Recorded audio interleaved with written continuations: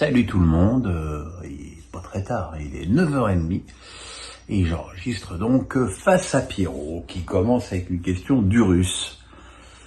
Que penses-tu du coup de gueule de Bruno Genesio après les images captées où il ironise sur le début de saison de l'OM? Je pense qu'il y a une dichotomie, ça part fort, une dichotomie, entre la volonté des chaînes de télé de toujours vouloir en montrer plus, être toujours au plus proche de l'intimité des équipes, et justement ce qui est l'intimité des équipes. Il est évident que si on diffusait tout ce que des joueurs, des entraîneurs peuvent se dire entre eux dans le cercle privé, il y aurait un scandale tous les jours. Voilà, tout est une question de limite, entre ce qui est montrable et qui apporte un intérêt au grand public et les limites de l'intimité d'un joueur ou d'un entraîneur. Jackie Boy me dit avez-vous l'impression que Paris se soit renforcé dans le poste d'attaquant de pointe, car pour l'instant Ramos très moyen, Kolo Muani qui n'a jamais évolué dans ce genre de grand club. Alors on aurait pu même mettre Dembélé dans la question. Ramos, c'est un peu Icardi, hein. C'est un joueur, s'il n'a pas de ballon, il n'existera jamais. Donc il va falloir qu'Mbappé et Dembélé lui donnent aussi des ballons, sinon ce sera voué à l'échec. Kolo Muani, il est plus capable de se débrouiller seul avec la balle, et son entrée a bien dynamisé l'attaque du PSG contre Nice, puisqu'il a même fait une passe D à Mbappé. Après, on va pas tirer des conclusions au bout de 3 matchs pour Ramos et 30 minutes pour Kolo Muani. Invictus Nukem me dit quelle est ton opinion sur Grosso à l'OL? Je sais pas, j'ai l'impression à lire les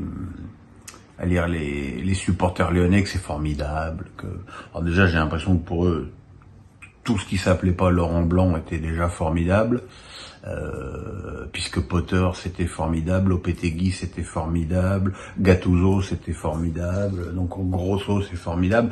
En plus, lui jouit d'une superbe image en tant qu'ancien joueur du club.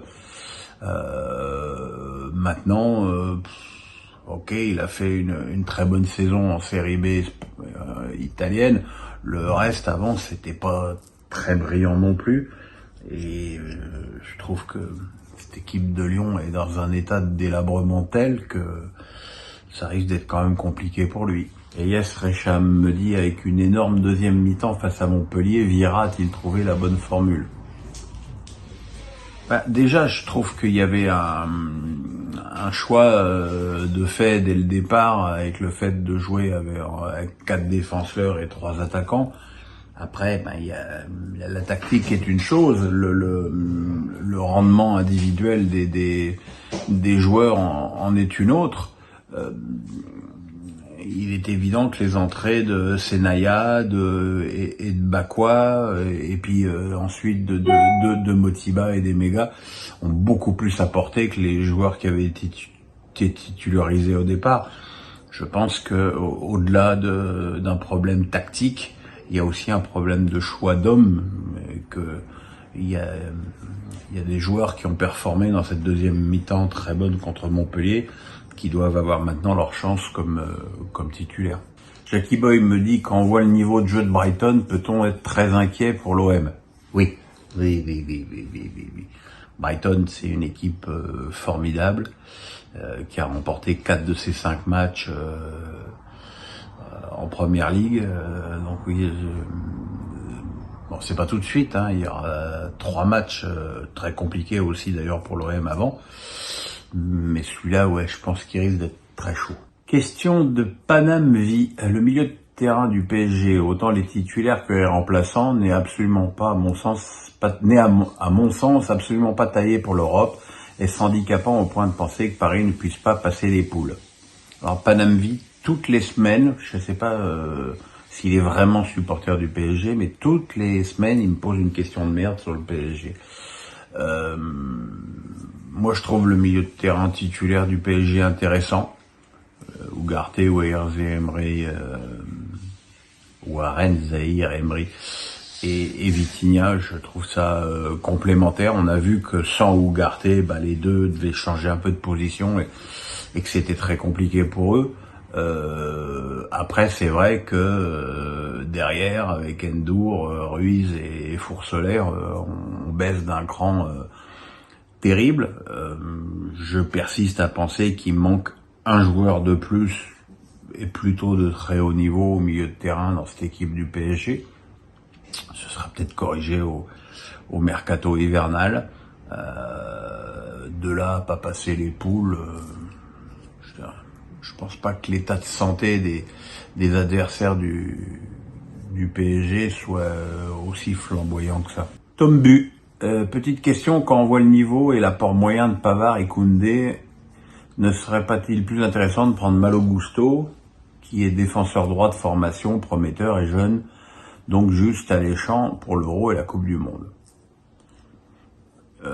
Alors je suis d'accord sur le niveau plus que moyen et l'apport inexistant de Koundé et Pavard sur le plan offensif, qui explique aussi peut-être les difficultés de Dembélé puis de Coman, parce que c'est seul d'animer un côté tout seul.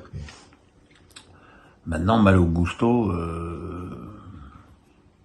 je vous avoue que je suis pas super convaincu encore. C'est vrai que c'est un spécialiste du poste, ce qui est déjà une performance par rapport aux deux autres, mais voilà, je peux encore changer d'avis, mais pour l'instant ça me paraît trop juste. Je pense qu'on pourrait essayer aussi Mohamed Simakan, qui performe avec les Leipzig depuis maintenant plusieurs saisons et qui est un joueur qui a de la puissance, qui devrait plaire à Deschamps. Alex Nissa du 06, Marseille incapable de battre Toulouse à domicile hier, Marseillais pourrait-il déjà être fragilisé s'il venait avoir une double défaite contre l'Ajax et le PSG cette semaine? Alors c'est vrai qu'il y a l'Ajax et le PSG cette semaine, mais après il y a Monaco et Brighton, donc le programme de Marseille dans les semaines à venir, il est terrible. Marcelinho fragilisé, ça m'étonnerait parce que c'est un très proche de Longoria. Maintenant, il y a des choses que je comprends pas. Donc, les entraîneurs qui s'entêtent et qui arrivent avec une tactique au chausse-pied dans un club, j'ai du mal à comprendre, comme j'ai du mal à comprendre que Unai ne soit jamais utilisé, même en rotation. C'est des choses que j'ai beaucoup de mal à admettre. Alors fragilisé, je ne pense pas, mais enfin il est évident que si ces 4 matchs venaient à mal se passer, ce serait problématique. Émile me dit, votre avis sur l'affaire Rubiales?